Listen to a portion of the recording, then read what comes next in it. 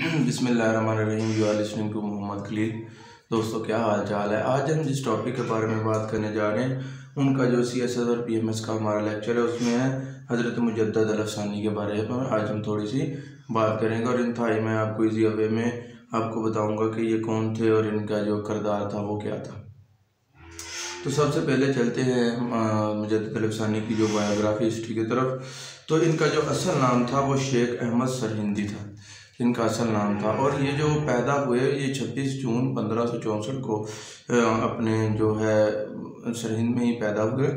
और इनके जो वालिद का नाम था वो था अब्दुल अहद शेख अब्दुल अहद, जो कि एक बिलोंग करते थे चिश्ती कादरी सिलसिले को एक बिलोंग करते थे। जो इनका जहाँ पर ये रहते थे मुजद्दद अल-अफ़सानी, वो जो था वो टाउन वो लाई करता था इन लाहौर और दिल्ली के दरमियान वो लाई करता था। तो ये तो होगी इनकी बायोग्राफी, यानी कि ये कौन थे। और उसके बाद इनके जो फोर फादर थे ना, जो इनके अबाव अजदाद थे, वो आए थे अफ़गानिस्तान से, यहाँ पर आए थे, माइग्रेट हुए थे जब डायनेस्टिंग ऑफ स्लीव हुई थी। तो फिर वो वहाँ से क्या हुए, माइग्रेट होके वहाँ से फिर ये इधर सब कॉन्टिनेंट में आ गए।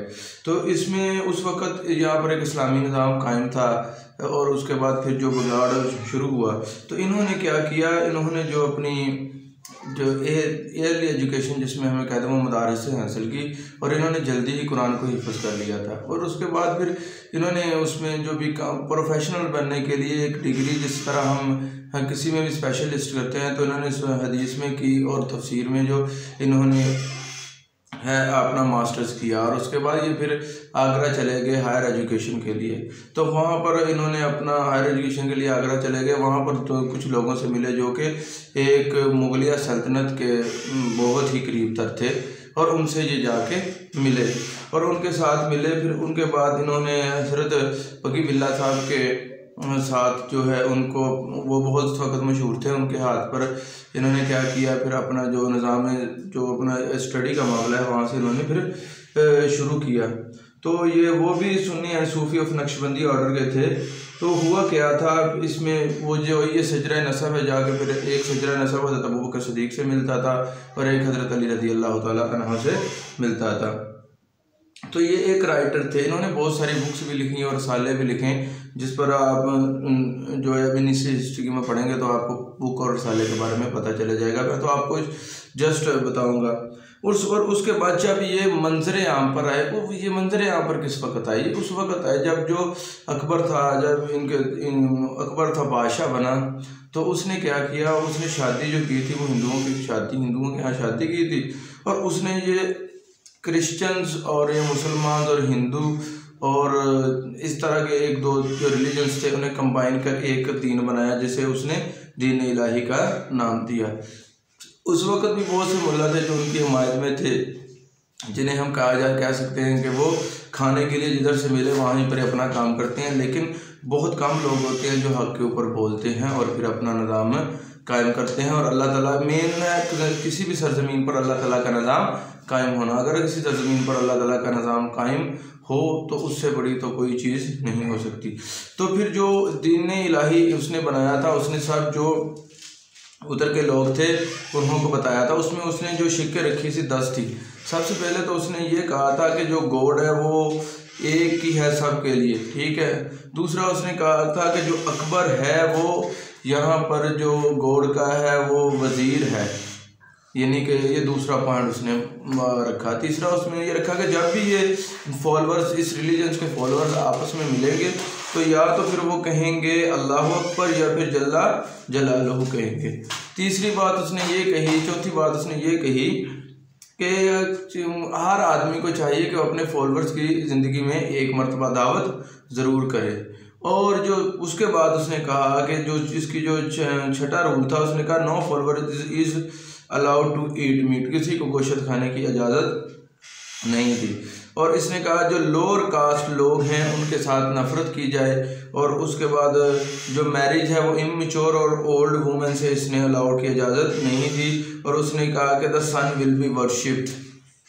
तो उसके जो 10 पॉइंट पर उन्होंने कहा Sunday is a secret day, यानी कि जो संडे है एक, उस जिस तरह हम फ्राइडे को कहते हैं तो इसने संडे को रखा। उसके बाद क्या हुआ, इसने जब ये अपना बनाया तो आपको ज़ाहिर बात पता है कि जो मुसलमानों के, जिस तरह हम मुसलमानों में शराब हराम है लेकिन उन रिलीजन्स में शराब जो हलाल है, तो इस तरह से फिर वो बहुत से तकाजे थे। इसने ये काम क्यों किया, इसे अपनी हुकूमत जो ख़त्म होती हुई दिख रही थी तो इसने सोचा कि कोई बगावत न कर जाए जिसकी वजह से मेरा हुकूमत, क्योंकि जैश परस्त हो गया था।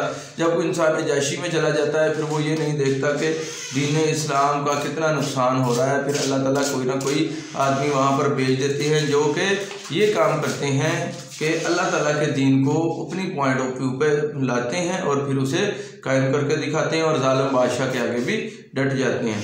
तो ये इसने कुछ पॉइंट रखे थे। इसके बाद इसने क्या करना शुरू कर दिया, मुसलमान जो हिंदुओं की सेलिब्रेशन में नहीं हिस्सा लेते थे और ये उनको फोर्स करता था कि आप इधर इसमें हिस्सा लें। तो फिर लोगों ने क्या किया, लोगों ने इसके साथ बगावत करना शुरू कर दी।